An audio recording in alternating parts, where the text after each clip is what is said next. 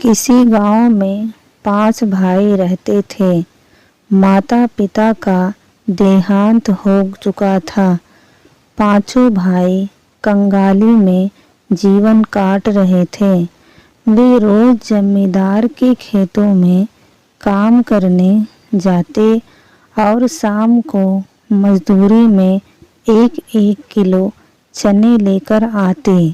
घर आकर वे चने सेकते और खाकर सो जाते। गांव के मंदिर पर एक पुजारी जी रहते थे। पुजारी जी से इनकी ये दशा देखी ना गई। एक दिन पुजारी जी ने बड़े भाई से कहा कि बेटा, तुम्हारी शादी तो हो गई है, गौना काहे नहीं लाते हो? तो बड़े भाई ने जवाब दिया, बाबा, अपने खाने के तो लाले पड़े हैं, उसको क्या खिलाएंगे? पुजारी जी कहते हैं, बेटा, हो सकता है बहू के आने से तुम्हारी दशा और दिशा बदल जाए। फिर पुजारी वहाँ से चला जाता है। घर आकर पांचों भाई आपस में विचार विमर्श किए और दूसरे दिन बड़ा भाई बहू लेकर घर आ गया। पत्नी को कोठरी में छोड़ बड़ा भाई जमींदार के खेतों में काम करने चला गया। नई नवेली बहू ने अपने घर की दशा देखी और काम पर लग गई। उसने पूरे घर की सफाई कर सभी सामानों को व्यवस्थित तरीके से रखा।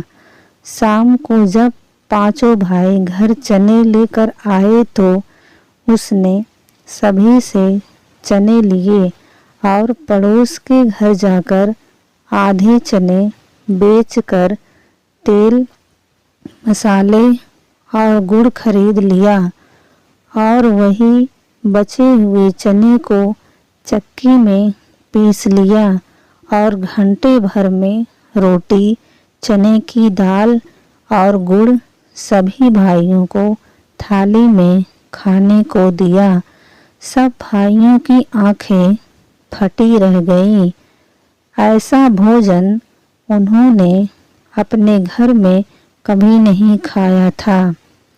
दूसरे दिन भाई लोग काम पर चले तो बहू ने सभी को रात की बची 1-1 रोटी नाश्ते में परोसी। जीवन में पहली बार नाश्ता करके घर से निकले। पांचों भाइयों को पहली बार घर जल्दी लौटने की उमंग उठी। जल्दी जल्दी काम निपटाकर पांचों भाई घर पहुँचे और स्वादिष्ट भोजन पाया।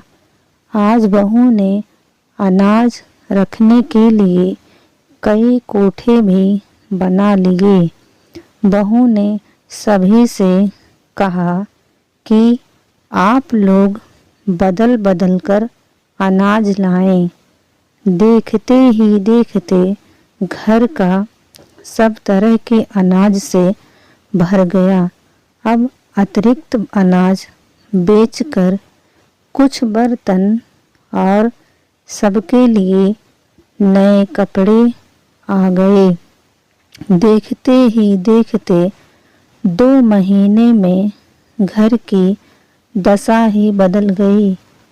एक दिन पंडित जी उनके घर के सामने से निकले तो सभी भाइयों ने आशीर्वाद लिया और पंडित जी से मुस्कुराकर कहा, हमने कहा था एक स्त्री आपका भाग्य बदल सकती है।